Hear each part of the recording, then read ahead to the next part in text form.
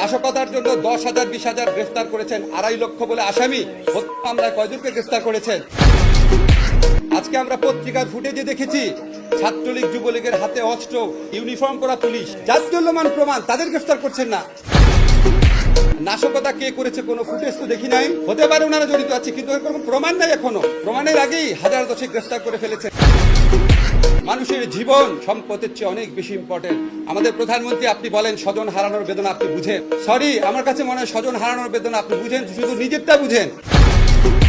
শ্রীলঙ্কাতে 10 জন বিক্ষোভকারীকে হত্যা করা হয়েছিল এই রাজাপাকসের বিরুদ্ধে আন্দোলনে। 10 জন বিক্ষোভকারী মারা যাওয়ার পর ক্ষমতা ছেড়ে চলে গেছেন। ওনারও কম দম্ভ ছিল না, কম শক্তি ছিল না, কম সেনাবাহিনী ছিল না, কম পুলিশ ছিল না। আজকে কম পক্ষে 267 জন মানুষ মারা গেছে।